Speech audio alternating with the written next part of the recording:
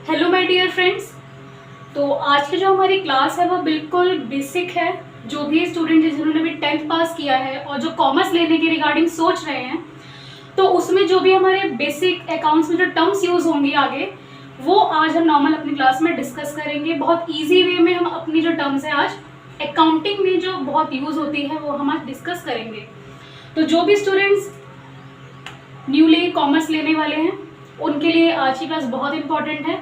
और एंड में मैं आपसे यही रिक्वेस्ट करूँगी कि आप अपने फ्रेंड्स को भी शेयर कीजिएगा ये वीडियो, ताकि उनको भी जो है बेसिक टर्म्स नॉर्मली जो है समझ में आए कि इनका एग्जैक्टली मीनिंग क्या होता है। तो स्टार्ट करते हैं अपनी normal accounting, basic accounting terms. First term हमारी है बिजनेस।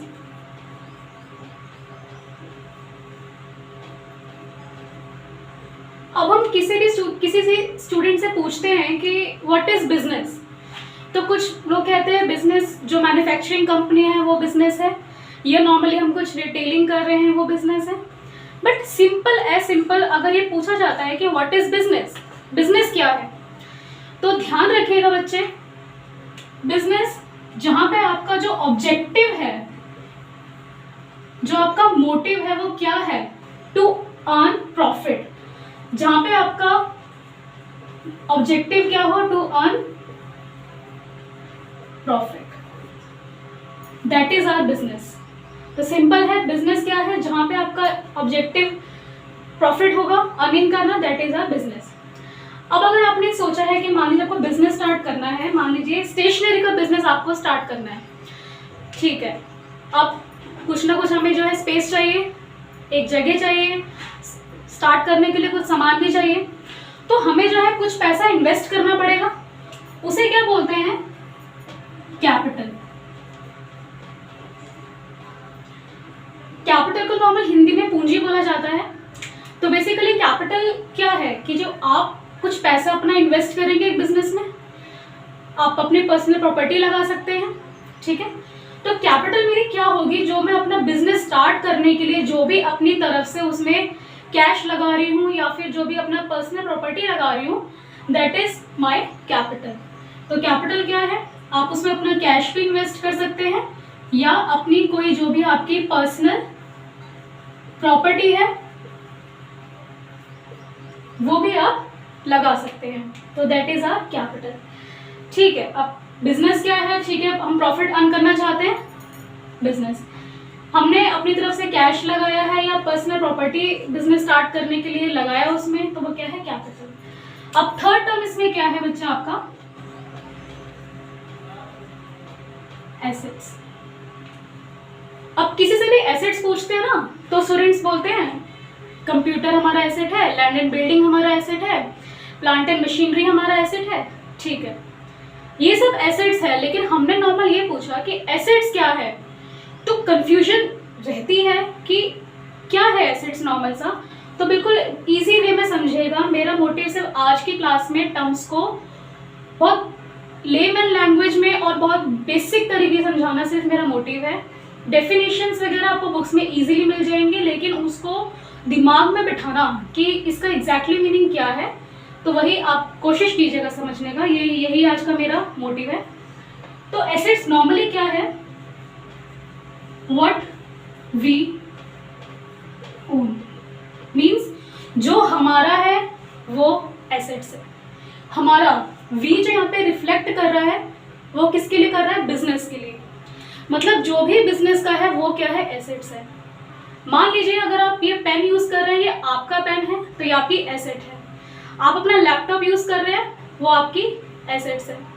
हमने स्टार्टिंग में एग्जांपल लिया कि अगर मैं बिजनेस स्टार्ट करना चाहती हूँ स्टेशनरी का, तो उस स्टेशनरी जो मैंने सोचा है दिमाग में अपने, तो जहाँ पे भी मैं अपना एक बिल्डिंग लूँगी या जो भी रूम लूँगी वो मेरी एसेट होगी।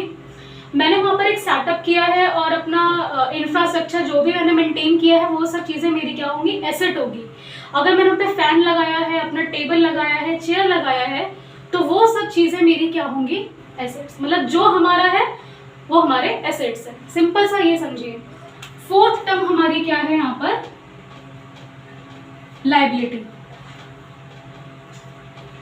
एसेट्स क्या था, जो हमारा है, तो लायबिलिटी क्या है? जो हमारा नहीं है। इट मीन्स मुझे किसी को रिटर्न करना है वो। मान लीजिए मैंने मार्केट से कुछ उधार पैसे लिए, बैंक से मैंने उधार लोन लिया, मैंने किसी रिलेटिव से कुछ उधार पैसे वगैरह लिए हैं, तो वो सब मेरा क्या है, मुझे फ्यूचर में उनको रिटर्न करना पड़ेगा। मतलब मेरी वो रिस्पॉन्सिबिलिटी है कि अगर मैंने आज किसी से कुछ उधार में लिया है तो मुझे फ्यूचर में वो रिटर्न करना पड़ेगा। तो दैट इज माई लायबिलिटी। तो लायबिलिटी क्या है? What we owe. तो सिंपल है बिल्कुल। तो सिंपल बच्चे, लायबिलिटी हमने क्या समझा? जो हमारा नहीं है, हमें किसी को फ्यूचर में रिटर्न करना होगा, तो दैट इज माई लायबिलिटी। ठीक है। अब फिफ्थ टर्म जो है बच्चे वो थोड़ी सी बहुत ज्यादा इंपॉर्टेंट है।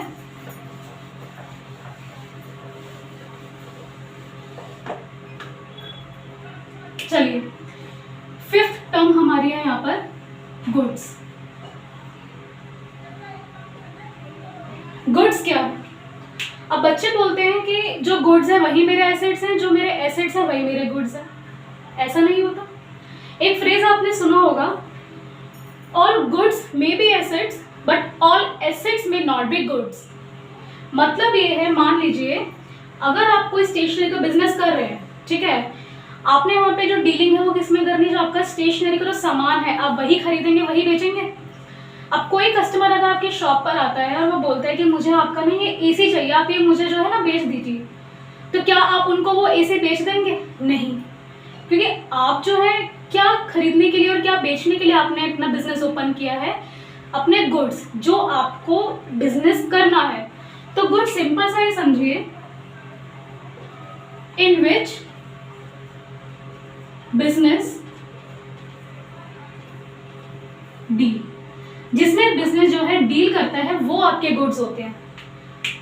एसेट्स गुड्स में नहीं काउंट हो सकते, बट गुड्स हमारे जो है एसेट्स में काउंट होते हैं। तो ध्यान से समझिएगा कि गुड्स और एसेट्स कभी भी एक चीज नहीं होती। सारे एसेट्स जो हैं हमारे गुड्स नहीं होते, बट सारे गुड्स हमारे एसेट्स होते हैं, क्योंकि हमारा जो बिजनेस है वो गुड्स में ही चल रहा है। अब इसी गुड्स से रिलेटेड 5 टर्म्स ऐसी हैं जो सिर्फ गुड्स के लिए ही यूज होती हैं। ठीक है। पहला है परचेज। आप अपने बिजनेस में बार बार क्या परचेज करेंगे? जो आप बेचना चाहते हैं वही चीज बार बार परचेज करेंगे। आपका बिजनेस किस चीज का है? स्टेशनरी का है, तो जाहिर सी बात है कि जिस चीज का आपका बिजनेस है वही गुड्स आप बार बार परचेज करेंगे। ऐसा तो नहीं कि बार बार एसी अगर आपकी शॉप पे लगा तो आप बार बार एसी ही परचेज करेंगे। एक टेबल है तो बार बार आप टेबल ही परचेज करेंगे, ऐसा नहीं है। जिस चीज का आप बिजनेस कर रहे हैं, जो आइटम्स में आप डीलिंग कर रहे हैं, वही चीज आप बार बार परचेज करेंगे, इसलिए उसको क्या बोलते हैं? परचेज। मतलब परचेज किसके लिए यूज किया जाएगा? गुड्स के लिए, क्योंकि गुड्स ही ऐसे टर्म है, गुड्स ही ऐसी चीजें हैं जो बार बार हम परचेज करते हैं। नेक्स्ट है सेल्स। ऑब्वियसली बात है, अगर आपने जो गुड्स बार बार परचेज कर रहे हो, क्यों परचेज कर रहे हो? आपको अर्निंग करनी है, आपको प्रॉफिट अर्न करना है, तो जो जो गुड्स आपने मार्केट से बार बार परचेज किए हैं उन्हीं को आप सेल आउट करेंगे। तो सेल क्या करोगे? गुड्स करोगे। आप एसेट सोल्ड नहीं करोगे, आप अपने गुड्स सेल करोगे। तो परचेज किसके लिए आया? गुड्स के लिए। और सेल भी किसके लिए आया? गुड्स के लिए। तो आपको आई होप ये चीज समझ में आ रही होगी कि जब हम गुड्स बार बार परचेज करते हैं तो उस टर्म को क्या बोलते हैं? परचेज ही बोलते हैं। गुड्स जो आप सेल करेंगे उसको हम सेल ही बोलते हैं। ये वर्ड अकाउंटिंग में यही यूज करते हैं। नेक्स्ट टर्म है आपका स्टॉक। स्टॉक किसका रखेंगे आप? फर्नीचर का अपना, बिल्डिंग का अपना, प्लांट एंड मशीनरी का, या एसी, इन सब का स्टॉक नहीं रखेंगे आप। जिन चीजों का आप बिजनेस कर रहे हैं या जिसमें आप डीलिंग कर रहे हैं आप उसका स्टॉक रखेंगे। अगर आप स्टेशनरी का बिजनेस कर रहे हैं तो आप स्टेशनरी के सामान का ही आप जो है अपने पास स्टॉक रखेंगे। जैसे आपने देखा भी होगा कि जितने बड़े बड़े बिजनेस होते हैं उनके गोडाउन्स होते हैं, जहाँ पे वो अपना नॉर्मली कुछ मंथ्स का जो है आगे फ्यूचर का स्टॉक इकट्ठा करके रखते हैं कि मार्केट में जब भी जैसे भी सिचुएशन होगी हम वहाँ से जो है अपना स्टॉक आगे कंटिन्यू उसमें डीलिंग कर लेंगे। I hope purchase, sale, stock आपको समझ आया होगा। ये तीनों की तीनों टर्म्स किसके लिए यूज होती हैं? गुड्स के लिए। अब दो ऐसे टर्म्स अकाउंट्स में ऐसी हैं जिसमें बहुत ज़्यादा बच्चों को कन्फ्यूज़न होती है, बहुत ज़्यादा। तो क्या है बटन, ध्यान से देखिएगा। क्रेडिटर्स,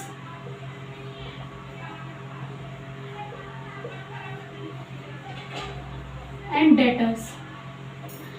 जो अभी न्यू है कॉमर्स बैकग्राउंड में, बस उनके लिए मैं ये बताना चाहूँगी कि इसमें जो ये डेटर्स है ना, इसमें बी साइलेंट होता है, तो इसको हम डेप्टर नहीं पढ़ते, हम इसको डेटर्स पढ़ते हैं।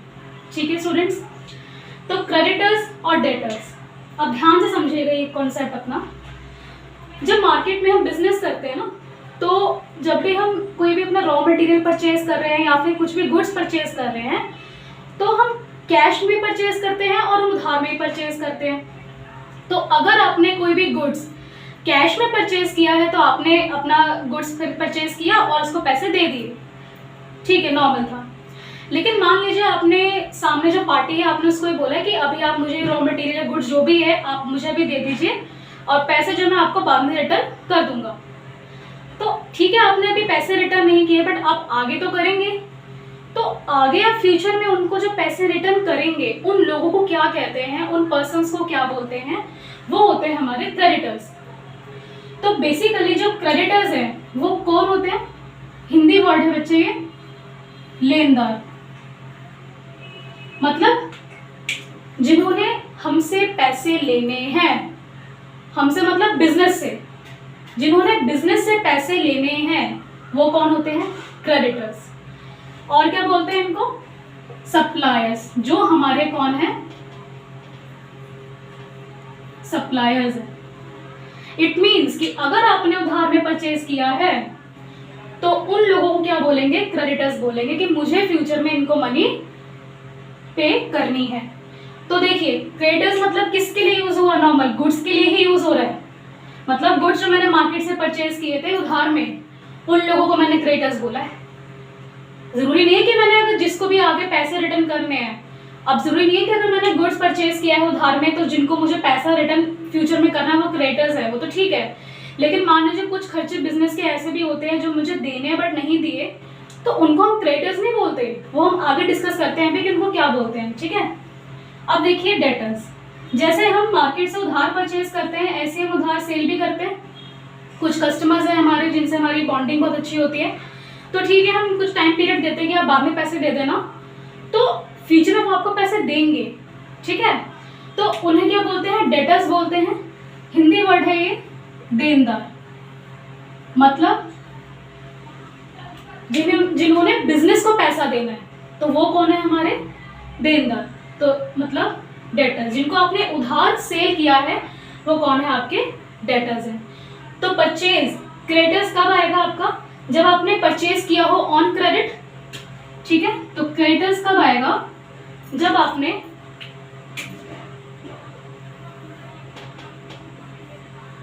परचेजेस की होंगी ऑन क्रेडिट। क्या परचेज, गुड्स। ये याद रखिएगा, हम सिर्फ यहाँ पे गुड्स की टर्म्स के बारे में डिस्कशन कर रहे हैं, और चीज़ों को रिलेट नहीं करना है। तो जो भी गुड्स हमने परचेज किए हैं ऑन क्रेडिट तो वो कौन कहलाएंगे, क्रेडिटर्स।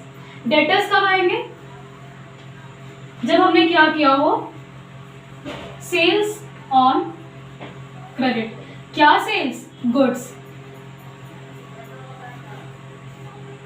ये सिर्फ गुड्स के बारे में ही डिस्कशन चल रहा है बच्चा, याद रखिएगा कि जब भी हम गुड्स उधार में परचेज करते हैं तो वो कौन कहलाते हैं, हमारे क्रेडिटर्स।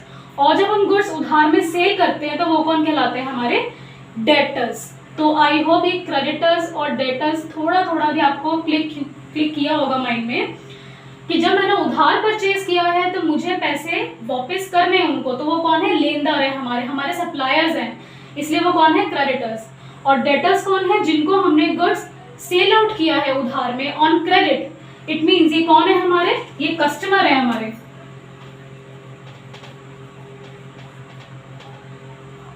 तो वो कौन कहलाएंगे, डेटर्स। तो आई होप आपको गुड्स से रिलेटेड ये 5 टर्म्स बहुत अच्छे से समझ में आया होगा। अगर हमने गुड्स किसी से उधार परचेज किया है तो मुझे उनको मनी जो है वापस करनी है, तो हमने उनको क्या बोला, क्रेडिटर्स। हमने किसी को उधार सेल किया है मीन्स मुझे उनसे पैसे मिलने हैं, तो वो कौन थे, हमारे डेटर्स। लेकिन कुछ एक्सपेंसेस या कुछ इनकम ऐसी भी तो हो सकती है कि मान लीजिए मुझे कुछ खर्चा था जो मुझे इस मंथ की पेमेंट करनी थी बट मैंने नहीं करी, तो उनको क्या बोलेंगे? उनको भी क्रेडिटर्स बोलेंगे? नहीं। कुछ ऐसी इनकम थी जो मुझे मिलनी है बट नहीं मिली, तो क्या हो उनको हम डेटर्स बोलेंगे? बिल्कुल नहीं। तो कुछ टर्म्स हैं, इनके भी ध्यान से देखिएगा। वो सिंपल हमारा क्या है? आउटस्टैंडिंग एक्सपेंसेस, और उससे नेक्स्ट है आपका आउटस्टैंडिंग या एक्रूड इनकम। मतलब ऐसे एक्सपेंसेस जो मुझे इस मंथ पेमेंट करने थे। एग्जांपल मान लीजिए कि आपको इस मंथ का रेंट देना था अपनी शॉप का, आपने नहीं पेमेंट की। आपको अपने एम्प्लॉयज को सैलरी देनी थी, आपने नहीं दी। और कुछ कमीशन है या फिर कुछ ऐसे एक्सपेंसेस, कुछ इंटरेस्ट वगैरह है जो आपको पेमेंट करनी थी बट आपने नहीं करी, तो वो क्या होते हैं? हमारे होते हैं आउटस्टैंडिंग एक्सपेंसेस। इट मीन्स इनको हम क्या बोल सकते हैं? Due but not paid. मतलब ऐसे एक्सपेंसेस जो हमें पेमेंट करनी है और हमने नहीं करी। उससे नेक्स्ट है एक्रूड इनकम। मान लीजिए मुझे इस मंथ में इंटरेस्ट मिलना था जो मुझे नहीं मिला। कुछ मैंने इन्वेस्टमेंट वगैरह की थी, मुझे इंटरेस्ट मिलना था बट मुझे नहीं मिला। और भी कुछ कमीशन मिलनी थी तो मुझे वो इस मंथ नहीं मिली है। तो मिलनी तो थी ना, बट अभी नहीं मिली, फ्यूचर मिलेगी। तो वो हमारा क्या है? Accrued income. मतलब due but not received. Simple, ठीक है। अब ऐसा भी होता है कि मान लीजिए कुछ एक्सपेंसेस या ऐसे थे जो मुझे नेक्स्ट मंथ की पेमेंट करनी थी बट मैंने नेक्स्ट मंथ ना करके मैंने अभी प्रेजेंट मंथ में ही कर दी। कुछ मान लीजिए रेंट था, वो मुझे नेक्स्ट मंथ जो है पेमेंट करनी थी बट मैंने उस मंथ का रेंट भी जो है अभी ही पेमेंट कर दिया। तो उस खर्चे को हम क्या बोलेंगे? उस खर्चे को हम बोलेंगे प्रीपेड एक्सपेंसेस। तो प्रीपेड एक्सपेंसेस सिंपल क्या है? ऐसे एक्सपेंसेस जो हमने फ्यूचर के प्रेजेंट में पे कर दी हो, मतलब वो इस मंथ के ड्यू नहीं थे बट फिर भी हमने पेमेंट कर दी, ठीक है। ऐसे इनकम में भी होता है। मान लीजिए आपका जो है नेक्स्ट मंथ इंटरेस्ट मिलना था, तो आपको इस मंथ में क्या हुआ कि सामने वाले ने आपको नेक्स्ट मंथ का जो इंटरेस्ट है अभी ही पेमेंट कर दी, तो आपको अभी इस मंथ में इनकम मिल गई है बट मिलनी तो नहीं थी ना।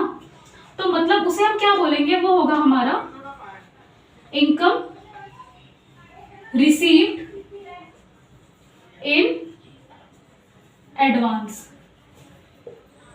ठीक है स्टूडेंट्स, तो ऐसे एक्सपेंसेस जो मुझे देने थे बट मैंने नहीं दिए, तो वो हमारा क्या है? Outstanding expenses. ऐसे इनकम जो मुझे मिलनी है, अभी पैसे मिलने हैं पर मिले नहीं है, तो वो क्या है? हमारे एक्रूड इनकम। ऐसे एक्सपेंसेस जो मैंने अभी देने नहीं थे बट दे दिए, पैसे दे दिए मैंने पहले, तो वो क्या है? हमारे प्रीपेड एक्सपेंसेस। ऐसे इनकम जो मुझे अभी नहीं मिलनी थी बट फिर भी मिल गई है, तो वो मेरी क्या है? Income received in advance. तो आई होप आपको ये 4 टर्म्स नॉर्मल समझ में आई होगी।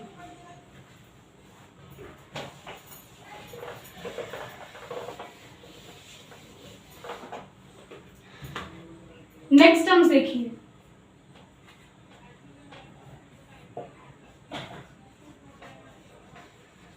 Revenue and profit. अब जब भी स्टूडेंट से पूछा जाता है कि what is revenue and what is profit, उनका कहना होता है कि जो रेवेन्यू वही प्रॉफिट है और जो प्रॉफिट है वही रेवेन्यू है। बट ऐसा नहीं होता, रेवेन्यू और प्रॉफिट में डिफरेंस होता है। एग्जाम्पल से समझते हैं। मान लीजिए आप जैसे नॉर्मल बिजनेस कर रहे हैं अपना स्टेशनरी का ही, ठीक है। तो आपने ये पेन परचेज किया है मार्केट से, मान लीजिए कितने का? 15 रुपीज का। आपने इसे परचेज किया 15 रुपीज का, ठीक है। लेकिन अगर आपने इसे 15 का खरीदा है तो मार्केट में तो आप इसको ज्यादा में बेचेंगे क्योंकि प्रॉफिट अर्निंग करनी है आपको। तो आपने इसमें जो है अपना कुछ मार्जिन ऐड किया 20 रुपीज। तो आपने कहा कि मैं मार्केट में इसको 20 रुपीज का सेल आउट करूंगा, ठीक है। तो जब आपने मार्केट में 20 रुपीज का बेचा और उसकी वैल्यू 15 रुपए थी, तो 5 रुपए जो आपके थे वो क्या थे? प्रॉफिट है ये। सिंपल है बिल्कुल कि हमने मार्केट से 15 का परचेज किया, 20 में सेल आउट किया, तो देन प्रॉफिट कितना हुआ 5 रुपीज का। तो जो 20 में मैंने इसको सेल आउट किया, ये क्या है, ये है मेरा रेवेन्यू जिसको हम इनकम भी बोलते हैं, और ये अभी हमने कहा ये हमारा क्या है, प्रॉफिट है। तो क्या प्रॉफिट और रेवेन्यू सेम होते हैं? बिल्कुल नहीं, रेवेन्यू प्रॉफिट सेम नहीं होते। रेवेन्यू में से हम अपना कॉस्ट जो निकाल लेते हैं, ये क्या है, ये है हमारा कॉस्ट प्राइस। तो जब हम रेवेन्यू में से कॉस्ट प्राइस को निकाल देते हैं तो हमारा क्या होता है, वो प्रॉफिट होता है। हाँ, लॉस भी हो सकता है कभी, मान लीजिए आपने 15 का परचेज किया और मार्केट में आपने उसको 10 रुपए में बेच दिया, तो तब 5 रुपीज का आपको क्या हुआ, लॉस बियर करना पड़ा। ठीक है, तो रेवेन्यू सिंपल क्या है आपका, जो आपकी सेल प्रोसीड्स है, और प्रॉफिट क्या है, प्रॉफिट मेरा सिंपल है बच्चे, जो डिफरेंस है बिटवीन किसका, रेवेन्यू एंड जो आपका कॉस्ट प्राइस है। आई होप रेवेन्यू और प्रॉफिट में क्या डिफरेंस है, क्या होता है, आपको बहुत अच्छे से क्लियर हुआ होगा।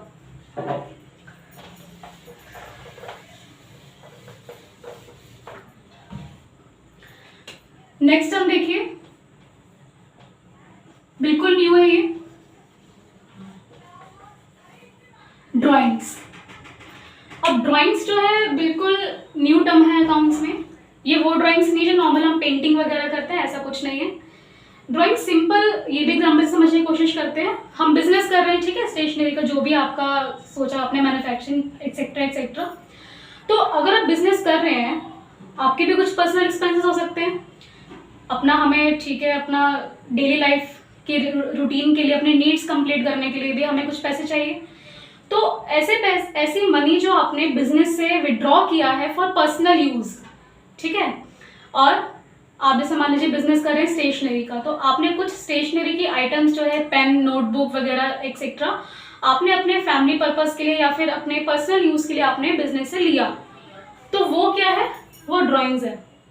जब आपने बिजनेस स्टार्ट करने के लिए उसमें पैसा लगाया था, या जो एसेट्स, जो भी पर्सनल प्रॉपर्टी लगाई थी, तो वो कैपिटल थी। लेकिन आपने जो चीज़ें लगाई थी, आपने कुछ टाइम में यूज़ किया, आपने पर्सनल यूज के लिए निकाल लिया, तो वो क्या हो गया, ड्राइंग्स। और ड्राइंग्स आपकी कैपिटल कम करता है, क्योंकि जो आपने एज अ कैपिटल लगाया था उसी में से आप अपने पर्सनल यूज के लिए निकाल रहे हैं, तो वो क्या करेगा, आपका कैपिटल कम ही करेगा। तो ड्राइंग सिंपल क्या है, विड्रॉ फॉर पर्सनल यूज। तो आप अपना कैश भी निकाल सकते हैं, या जो आप बिजनेस कर रहे हैं गुड्स, वो भी निकाल सकते हैं फॉर पर्सनल यूज। तो आई होप ड्राइंग्स आपको अच्छे से क्लियर हुआ हो। चलिए स्टूडेंट्स, अब आज की लास्ट 3 टर्म्स वो डिस्कस कर लेते हैं।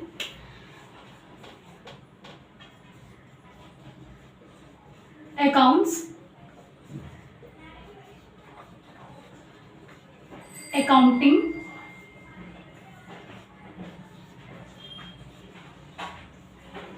अकाउंटेंसी।